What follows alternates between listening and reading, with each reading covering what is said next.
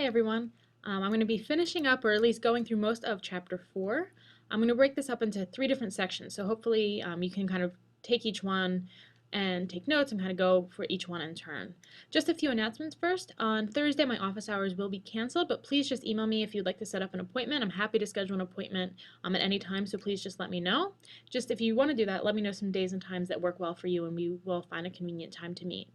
I handed out anytime assignment 4 today when you turn in your exam. That assignment is due at the beginning of class on Thursday. It's a really easy one. You just need to use your text to go over some material. You should make sure that you bring that with you. I've also posted it on Angel in case you've lost it or want to use a digital copy. Today what we're going to do is continue Chapter 4. And to just remind you where we left off, we're talking about brain development. If you remember, this is the picture of the brain that I showed.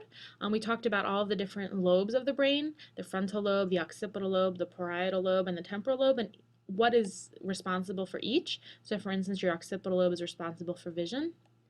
At the very end of class, we talked about your cerebral cortex, and namely that your cerebral cortex is broken into 2 hemispheres.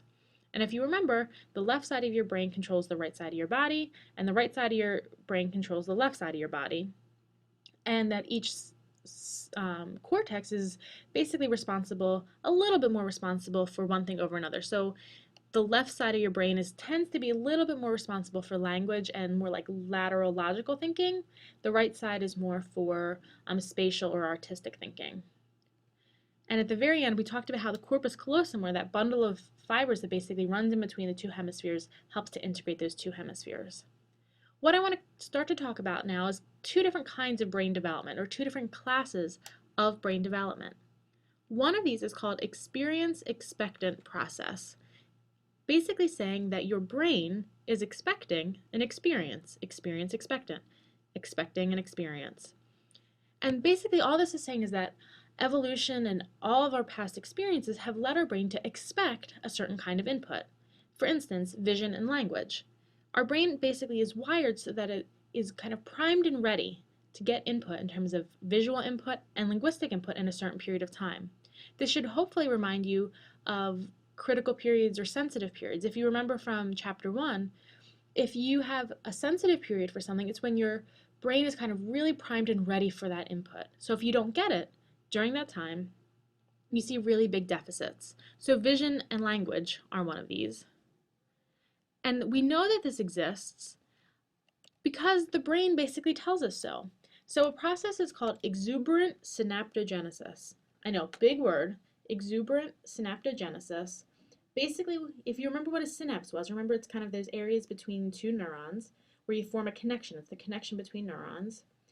Exuberant, think a lot, really exciting, really fun, really a lot, right? If you think about exuberant synaptogenesis, it's basically saying that your brain really kind of forms a lot of connections. It's a rapid growth in the density or the number of connections that are in your brain, and it prepares the brain for a range of experience at a certain time.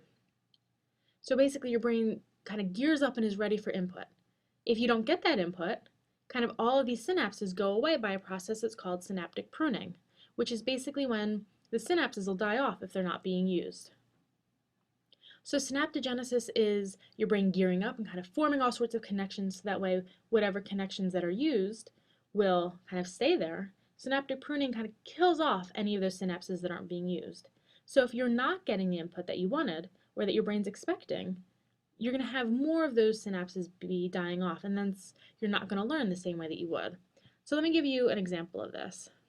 So this figure is in your book, and it's basically showing you along the x-axis or horizontally the time period. So if you look at the number of synapses that exist, we look at birth. It's a little bit more than when you were in prenatal development.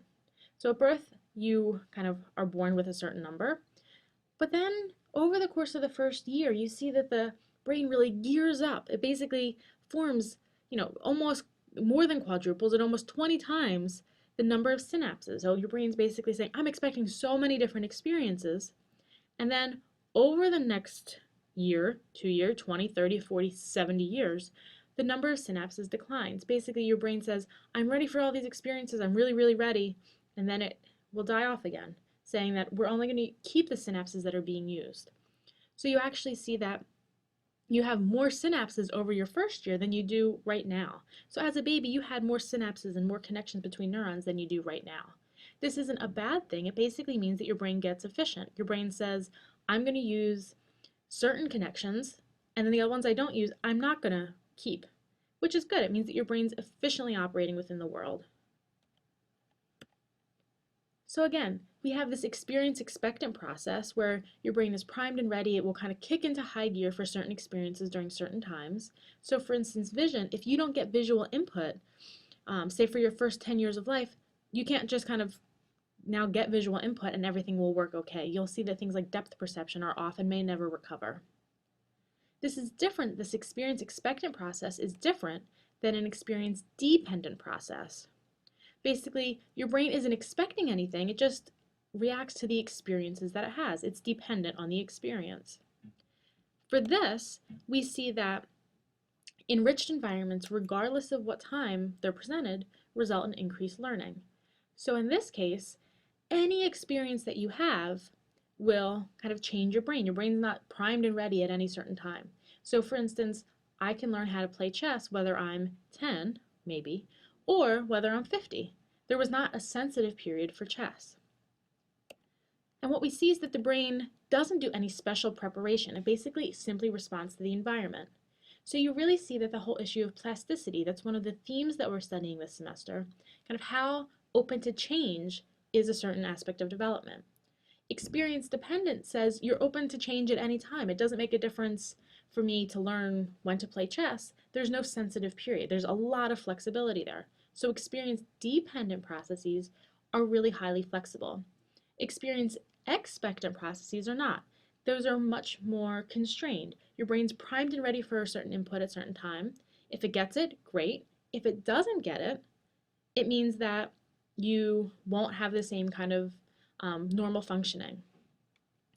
And again, so things like, how is your brain responding to an enriched environment? They actually did a study here with rats to look at what these rat brains look like if they were raised in cages that had lots of input versus not. And those rats that were raised with lots and lots of input, their brains reflected that. Their brains responded to the environment. So that was an example of an experience-dependent process.